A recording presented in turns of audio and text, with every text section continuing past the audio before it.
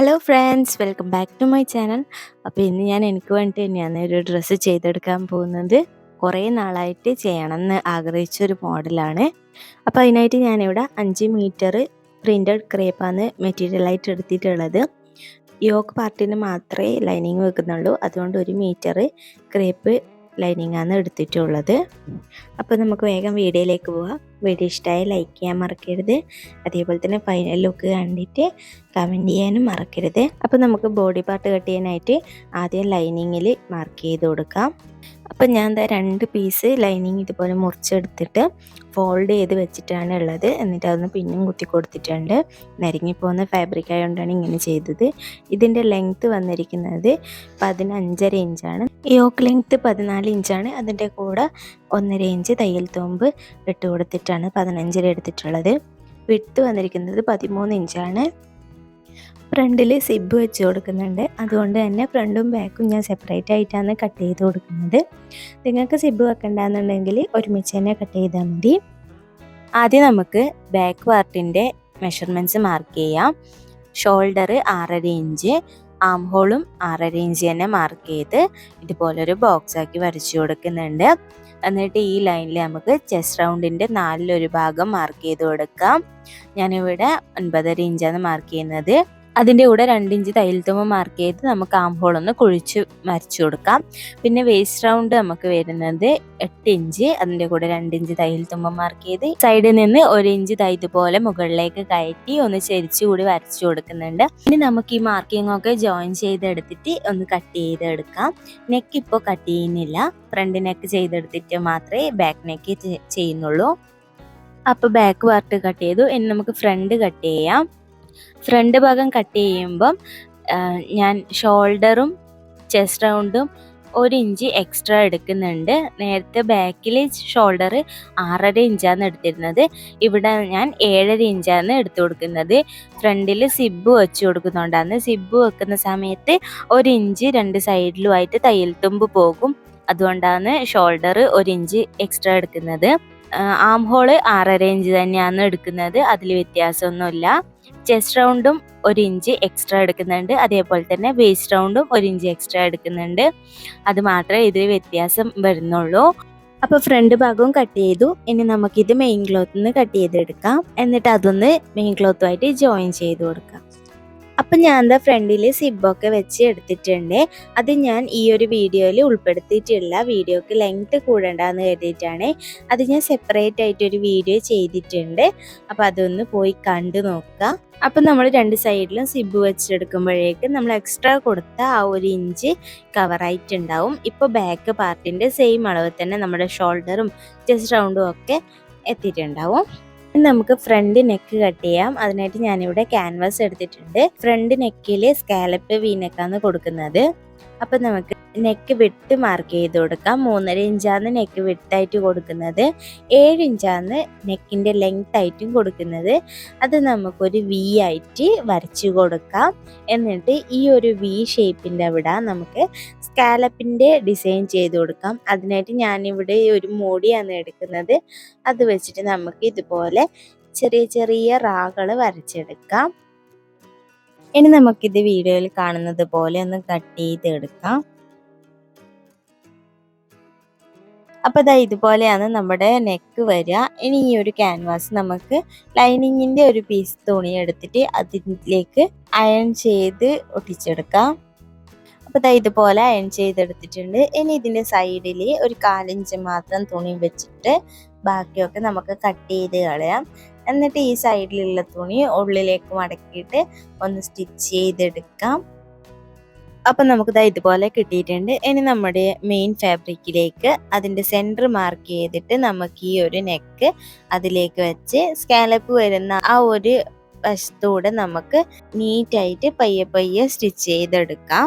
ഞാൻ ആദ്യം സെൻറ്ററിലൂടെ ഒരു സ്റ്റിച്ച് കൊടുത്തതിന് ശേഷമാണ് നമ്മുടെ സ്കാലപ്പിൻ്റെ ആ ഒരു ഡിസൈനിലേക്ക് സ്റ്റിച്ച് ചെയ്ത് എടുക്കുന്നത്. അപ്പോൾ ഇത് സ്റ്റിച്ച് ചെയ്തെടുത്തിട്ടുണ്ട്. ഇനി നമുക്ക് ഇതിൻ്റെ സൈഡിൽ 1/4 ഇഞ്ച് മാത്രം തുണി വെച്ചിട്ട് ബാക്കിയുള്ളതൊന്ന് കട്ട് ചെയ്ത് കളയാം. അതിനുശേഷം നമുക്ക് ആ ഒരു സ്കാലപ്പിൻ്റെ ആ ഒരു എൻഡിങ് വരുന്ന ആ ഒരു പോർഷൻസിലൊക്കെ ചെറിയ ചെറിയ കട്ടിട്ട് കൊടുത്തിട്ട് നമുക്ക് ഈ നെക്കൊന്ന് തിരിച്ചിട്ട് കൊടുക്കാം.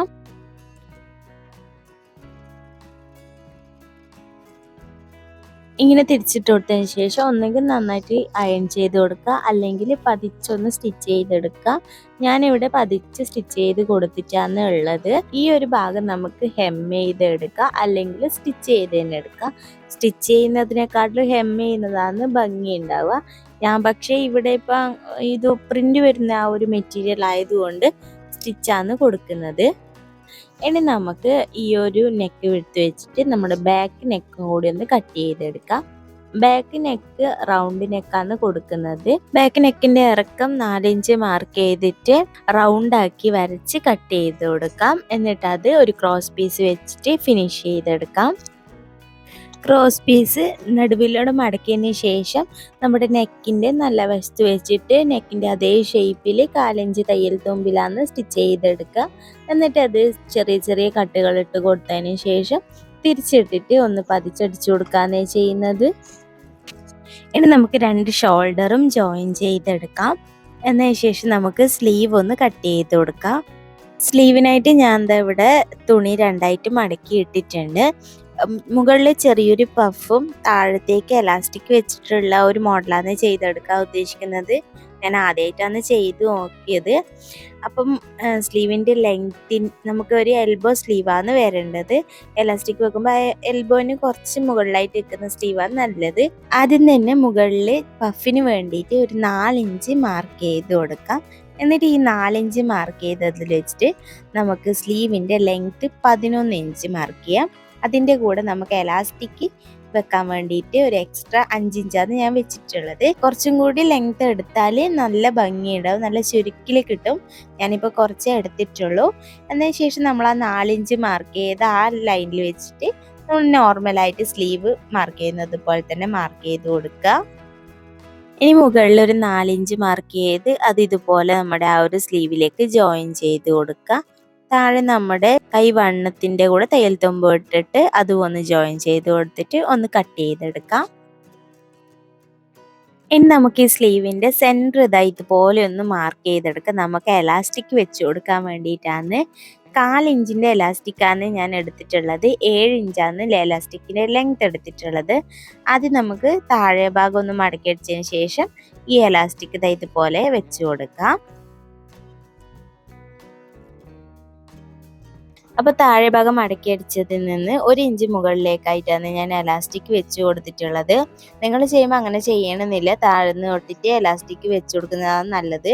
ഞാൻ പിന്നെ ആദ്യമായിട്ട് ചെയ്യുന്നത് കൊണ്ടാണ്. നമ്മൾ എലാസ്റ്റിക് അവസാനിപ്പിക്കുന്നത് നമ്മുടെ ആ ഒരു 4 ഇഞ്ച് മുകളിലേക്ക് പഫിനായിട്ട് കൊടുത്തിട്ട് ആ ഒരു ലൈനില്ലേ അവിടെ വരെ മാത്രമേ നമുക്ക് എലാസ്റ്റിക് വെച്ച് കൊടുക്കണ്ടൂ. ഇനി നമുക്ക് ഈ സ്ലീവ് അറ്റാച്ച് ചെയ്ത് കൊടുക്കാം. അതിനായിട്ട് നമ്മുടെ ഈ ബോഡി പാർട്ടിൻ്റെ ഷോൾഡറിൻ്റെ അവിടുന്ന് 1.5 ഇഞ്ച് 2 സൈഡിലേക്ക് മാർക്ക് ചെയ്യുക. എന്നിട്ട് ഈ 1.5 ഇഞ്ച് മാർക്ക് ചെയ്ത് അവിടെ നിന്ന് 2 ഇഞ്ചും കൂടി ഒന്ന് മാർക്ക് ചെയ്ത് കൊടുക്കാം. അപ്പോൾ ഈ 1.5 ഇഞ്ചിൻ്റെയും 2 ഇഞ്ചിൻ്റെയും നടുവിലായിട്ടാണ് ഞാനിവിടെ പ്ലീറ്റ്സ് ഇട്ട് കൊടുക്കുന്നത്.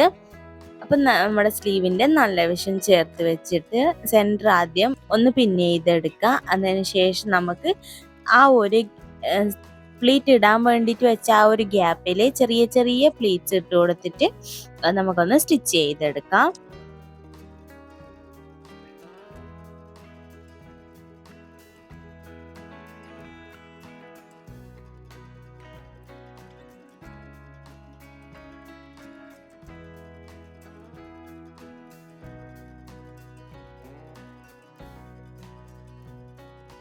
അപ്പോൾ ഞാൻ എന്താ ഇവിടെ സ്ലീവ് അറ്റാച്ച് ചെയ്ത് എടുത്തിട്ടുണ്ട്.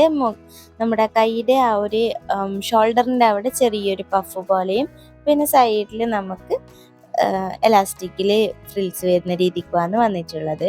ഇനി നമുക്ക് ഇതിൻ്റെ 2 സൈഡും ജോയിൻ ചെയ്തെടുക്കാം. നമ്മുടെ അളവിനനുസരിച്ചിട്ട് ജോയിൻ ചെയ്തെടുക്കുക. അതിന് ശേഷം നമുക്ക് താഴെ ഭാഗത്തേക്കുള്ള സ്കേർട്ട് അറ്റാച്ച് ചെയ്ത് കൊടുക്കാം. അപ്പം ഞാൻ എന്താ ജോയിൻ ചെയ്തെടുത്തു. ഇനി നമുക്ക് ആ വേസ്റ്റ് റൗണ്ട് ഒന്ന് മെഷർ ചെയ്തെടുക്കാം. നമുക്ക് തയ്യൽ തുമ്പ് കൂട്ടേണ്ട ആവശ്യമില്ല, നമ്മുടെ ആ ഒരു കറക്റ്റ് ആയിട്ടുള്ള മെഷർമെൻറ്റ് മാത്രം എടുക്കുക. അപ്പോൾ എനിക്ക് ഇവിടെ കിട്ടിയിട്ടുള്ളത് 33 ഇഞ്ചാണ്. അപ്പോൾ നമുക്ക് സ്കേർട്ടിൻ്റെ ആ ഒരു വേസ്റ്റ് റൗണ്ട് വരേണ്ടത് 33 ഇഞ്ചാണ്. അപ്പോൾ നമുക്ക് അതിൻ്റെ ലെയേഴ്സ് കട്ട് ചെയ്തെടുക്കാം. അപ്പോൾ ലെയേഴ്സ് കട്ട് ചെയ്യുമ്പോൾ നമുക്കിപ്പോൾ 14 ഇഞ്ചാണ് നമ്മുടെ ബോഡിക്ക് വന്നിട്ടുള്ളത്. നമുക്ക് ടോട്ടൽ ഈ ഫ്രോക്കിൻ്റെ ലെങ്ത്ത് വേണ്ടുന്നത് 45 ഇഞ്ചാണ്. അപ്പോൾ അതിൽ 14 ഇഞ്ച് യോക്ക് ലെങ്ത് വന്നതുകൊണ്ട് ആ 14 ഇഞ്ച് കുറയ്ക്കുക. അപ്പോൾ ആ കുറച്ചിട്ട് ബാക്കി കിട്ടുന്ന ആ ഒരു ഇതിനെ നമുക്ക് എത്ര ലെയറാണോ വേണ്ടതെന്ന് വെച്ചാൽ അതുമായിട്ട് ഡിവൈഡ് ചെയ്യാം. എനിക്കിപ്പം 45 ഇഞ്ച് ഫുൾ ലെങ്ത്ത് നിന്ന് 14 ഇഞ്ച് കുറച്ചാൽ 31 ഇഞ്ചാണ് വരിക. ഞാൻ ഇപ്പോൾ 3 ലെയറാണ് കൊടുക്കാൻ വിചാരിക്കുന്നത്. അപ്പോൾ അതിനെ 3 കൊണ്ട് ഡിവൈഡ് ചെയ്യുക. അപ്പോൾ നമുക്ക് ഏകദേശം 10.5 ഇഞ്ചായിരിക്കും കിട്ടുക. ആ 10.5 ഇഞ്ചിൻ്റെ കൂടെ നമുക്ക് മുകളിലേക്കും താഴേക്കും ഇത് ജോയിൻ ചെയ്തെടുക്കാൻ തയ്യൽ തുമ്പ് ആവശ്യമുണ്ട്. അപ്പോൾ അതിൻ്റെ കൂടെ 1 ഇഞ്ച് എക്സ്ട്രാ ഇട്ട് കൊടുക്കുക. അപ്പോൾ 10.5ൻ്റെ കൂടെ 1 ഇഞ്ച് എക്സ്ട്രാ വരുമ്പോൾ 11.5 ഇഞ്ച്. അപ്പോൾ നമ്മുടെ ഓരോ ലെയറിൻ്റെയും ലെങ്ത്ത് വരേണ്ടത് 11 ഇഞ്ചാണ്. അപ്പോൾ ഞാൻ എന്താ 11.5 ഇഞ്ച് ലെങ്ത്തിൽ 3 പീസ് കട്ട് ചെയ്തെടുത്തിട്ടുണ്ട്. ഇതിപ്പോൾ 4 ഫോൾഡ് ചെയ്തിട്ടാണ് ഉള്ളത്. ഈ ഭാഗം ഫോൾഡ് ചെയ്തതാണ്, ഇപ്പുറത്തെ ഭാഗത്താണ് നമുക്ക് ഓപ്പൺ വരുന്ന ഭാഗം. അപ്പോൾ ഞാൻ എന്താ മുകളിൽ യോക്ക് പാർട്ടും വെച്ച് കൊടുത്തിട്ടുണ്ട്.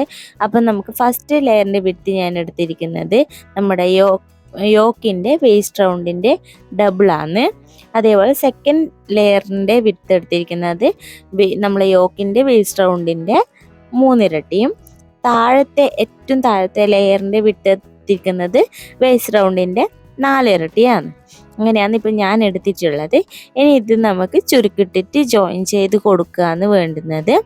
ഇതിന് ഫ്രിൽസ് ഇട്ട് കൊടുക്കുന്ന വീഡിയോ എനിക്ക് റെക്കോർഡായിട്ട് കിട്ടിയിട്ടില്ല. അത് ഞാൻ ശ്രദ്ധിക്കാതെ പോയതാണ്. ഞാൻ ആദ്യം തന്നെ ഇതുപോലെ ലൂസ് സ്റ്റിച്ച് ഇട്ട് കൊടുത്തതിന് ശേഷം അതിലൊരു ത്രെഡ് പിടിച്ച് വലിക്കുമ്പോൾ നമുക്ക് ചെറിയ ഗ്യാദേഴ്സ് ആയിട്ട് കിട്ടും. അങ്ങനെയാണ് ഞാൻ ഫ്രിൽസ് ചെയ്തെടുത്തിട്ടുള്ളത്. അപ്പം അത് ഞാൻ പിന്നെ ഒരു ഫ്രോക്ക് ചെയ്യാൻ ഉദ്ദേശിക്കുന്നുണ്ട്. അപ്പം ഞാൻ എങ്ങനെയാണ് ഫ്രിൽസ് ഇടേണ്ടതെന്ന് ഡീറ്റെയിൽ ആയിട്ട് കാണിച്ചു തരാം. ഇപ്പം ഇനി ഇതിൻ്റെ ഫൈനൽ ലുക്കിൻ്റെ വീഡിയോ മാത്രമേ ഇനി എൻ്റെ കയ്യിലുള്ളൂ. അപ്പോൾ നിങ്ങളത് കണ്ടിട്ട് ഒന്ന് അഭിപ്രായം പറയണേ. അപ്പോൾ ഇതാണ് ഇതിൻ്റെ ഫൈനൽ ലുക്ക് വന്നിട്ടുള്ളത്. ഞാൻ പ്രതീക്ഷിച്ചതിനെക്കാട്ടിലും നല്ല ഭംഗിയായിട്ട് കിട്ടിയതുപോലെ എനിക്ക് തോന്നുന്നുണ്ട്. ഈ സ്ലീവൊക്കെ ഞാൻ ആദ്യമായിട്ടാണ് ട്രൈ ചെയ്ത് നോക്കുന്നത്. ഈ നെക്ക് ഞാൻ ചെയ്തിട്ടുണ്ട്. അപ്പം ഇതെനിക്ക് ഒത്തിരി ഇഷ്ടപ്പെട്ടിട്ടുണ്ട്. നല്ല നല്ല കംഫർട്ടായിരുന്നു ഇടാനൊക്കെ ആയിട്ട്. അപ്പോൾ ഇന്നത്തെ വീഡിയോ ഇഷ്ടമായിട്ടുണ്ടെങ്കിൽ ലൈക്ക് ചെയ്യാനും ഷെയർ ചെയ്യാനും കമൻറ്റ് ചെയ്യാനും മറക്കരുതേ. അപ്പോൾ അടുത്തൊരു വീഡിയോ ആയിട്ടാണ്. ബൈ.